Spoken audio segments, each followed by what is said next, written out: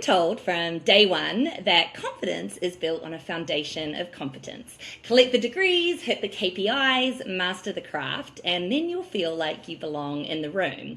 But I've sat with so many people, from founders and CEOs to different leaders, that have every credential on earth, and sometimes they still feel like they're walking on glass.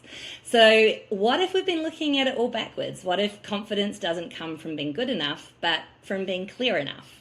So today on ZZ Exchange, we're unpacking why competence isn't always the cure for hesitation and how clarity changes the game. Welcome back, everyone. I'm Ainsley Erickson, and this is ZZ Exchange. Here we just have short-form conversations where I think out loud with great leaders about how leadership supposedly and actually works, including the parts that we're still figuring out. So joining me today is the fabulous Colleen Russell. Hi, Colleen. Hello, Ainsley. Hello. So Colleen, you spend your time in the trenches as an executive coach with a ton of amazing leaders who, objectively are brilliant and highly experienced, yet sometimes they also hit walls where they feel stuck or uncertain. So I couldn't think of a better person to help me dismantle this whole competence versus clarity myth. So let's dive straight in. Colleen, why is competence just not enough?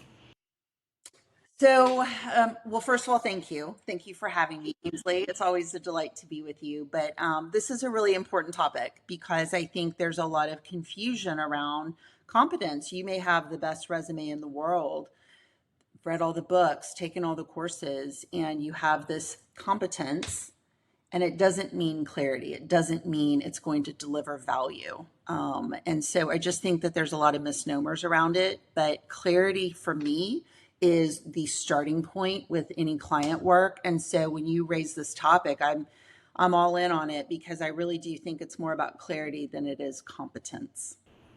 Yeah, and I think as well, when you look at social media and everything, everyone's selling the next course or the next masterclass or the webinar to join. And so I think sometimes it does get convoluted that you have to have more in order to be confident, right? Yeah, absolutely. And what I would say about that is, and I just saw it this week. I have multiple stories I could share. Just because someone's confident, that does not mean that they're clear. And if we follow blindly, blind leading the blind, when you think about that, I'm following someone because they're confidently saying something. Well, what are they saying? Do I actually know what's expected of me? Do I know what my role is? And I do think that that's where it comes in, is people that are overly confident gain followers. It may not actually produce a clear result. And that's why we have to ask better questions. Yeah, no, for sure. But I think one of the problems is too is, I've seen it and I've been on the receiving end of it. It's like, well, get clear, right? And it's like, what does that mean? Like that's vague. It's kind of like, well, how and where do I even start? Which I think then also undermines you being confident, because you're like, heck, I don't know what the roadmap kind of is. And so when you talk about clarity, like what actually moves the needle? Like, is it for a leader having the 5-year plan, or is it something like a bit more intentional around values or boundaries, or is it simply like just finding the direction? Like what does actually moves the needle to get you clear? That's a great question. And what I would say is that here's where I think we run into the problem. Let's start with the problem first, and then I'll kind of maybe answer your question. Is people sometimes think it's a personal shortcoming when they don't understand something. I've missed the boat. Mm-hmm. I don't understand. And we can all think of a moment where we just felt really unempowered. I can't even ask the question. But it really starts there, is that pause to say, no, hold on. This could be a structural problem to solve, not a shortcoming problem. This is not a confidence issue, not even a competence issue. It's a simple question asked to say, let's clarify my role. Let's clarify my expectation here. What does success look like? So I really think it starts with that pause. And I think that that pause to say, now hold on, this isn't me. I'm not the problem. This is Yeah. a simple clarity issue in a conversation I can have. I can share an example. Let me tell a Yeah. story. I've got a gal that I've coached for a while, and she felt like she made a mistake in taking a promotion. She started feeling really kind of like, I don't have what it takes. I don't know the right next step. I thought I knew what goals I wanted to achieve, but I don't think they're in alignment with my boss. And I don't think I'm the right person for this job. Her confidence was really shot. So we talked about, let's have a clarifying conversation. I brought it all the way back. Let's start with clarity. And she had a one on one conversation that we prepped her for. She asked the right questions, and I'll be damned if I didn't get a phone call from her that said, I am through the roof. I'm elated. I know exactly what to do next. I'm excited about what to do next. I can't even believe I was thinking about not being right for this role. All she needed was clarity. That confidence was a byproduct of hearing what she needed to hear.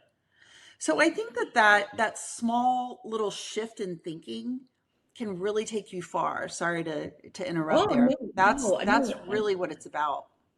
Well, I think you also hit on something there too, because I think sometimes people think confidence is like a character trait, right? Oh, that's a confident person or Mhm. not. But true confidence comes from having clarity, right? If you're clear, you can step into whatever role it is. And so I think it's also kind of untangling that. And also, when you have clarity at any level in an organization, I think it's like a total friction reducer, right? So I talk a lot about decision fatigue. And, as human beings, I think, don't quote me on this, but we make in essence of 30,000 micro decisions a day, right? And so when we're clear, like every decision doesn't have to be a mountain. When we're not clear, it's like everything takes so much like mental kind of thought behind it and everything too. So I think clarity also just frees you up to start kind of moving.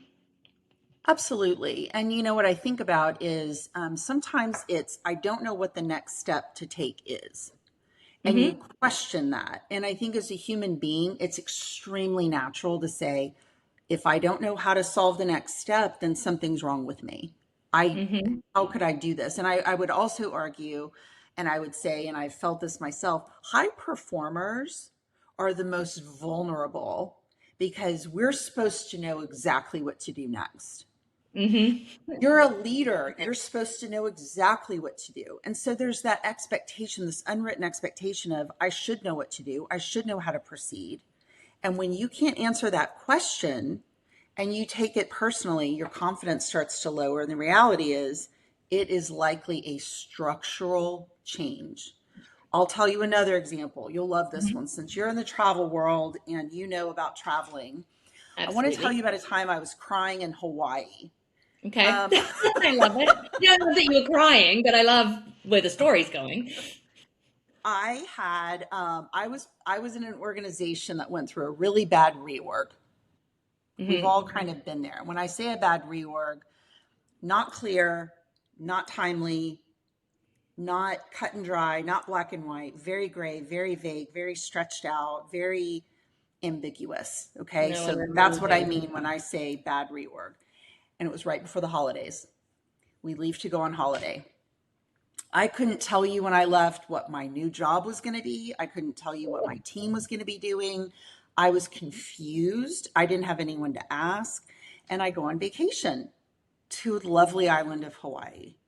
And on New Year's Day, New Year's Day, the day that's supposed to be, fresh start, I'm sitting in front of my laptop on Oh, no, no, no, vacation, no, no, no, no, looking no. at my email and looking at what's coming this week and traveling back and thinking, I don't know what my next step is. And the tears started coming down. And I just thought, I don't know what to do.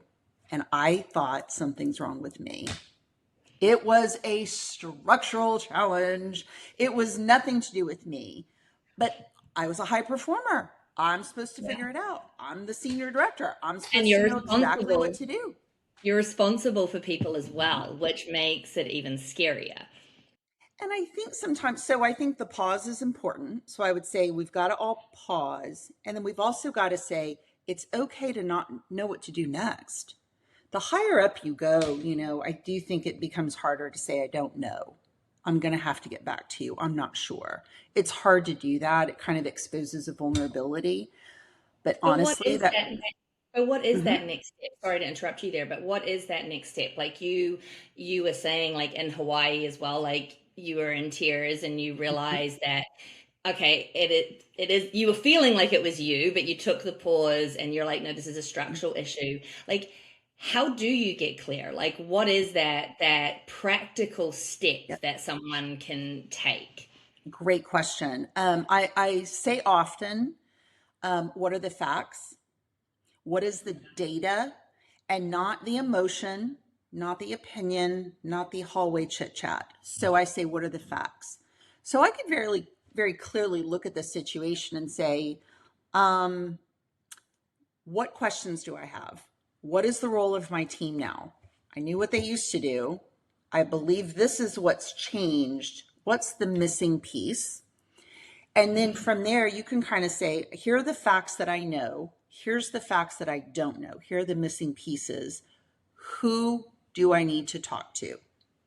What Hmm. is the resource that I need? Do I need to make this decision? Is this someone else's decision? So you really have to start putting that story together. And then when you look at it, it's kind of like, here's the puzzle. I don't know what the Hmm. picture of the puzzle looks like, but I know enough pieces to start to assemble it. Hmm. Where do I go to figure this out? And you just have to start putting those pieces together, and lean on your resources. So I would say the practical step is pause, evaluate what you know and what you don't know, identify who is a source of support, who is a resource for you. And if it might be in your purview to make those choices, what would I recommend? Can I see what we ought to be doing so that I'm ready to share that? And maybe if I'm not the decision maker, it still may come in handy to have that. But all of those things are really dependent on the circumstance. But I really do think emotion can kind of thwart your ability to think clearly. So I've just shared some very practical, simple steps, but it does not feel simple at that time. And I'll tell you that whole Hawaii experiment, Overwhelming. I did not think of any of those things while I was sitting there looking at the laptop. It took me flying home, coming back to reality, going back into the office to say, what do I do next? And that's how I got there. And you ask the questions and you figure it out.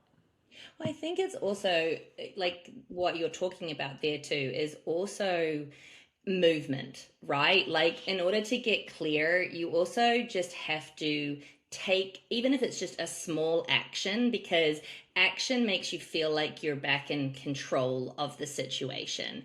And I think there's a couple of things in that, right? Like, I talk as well about the risk continuum. I think a lot of people think everything is like every decision involves like a lot of thinking, a lot of all of the pieces.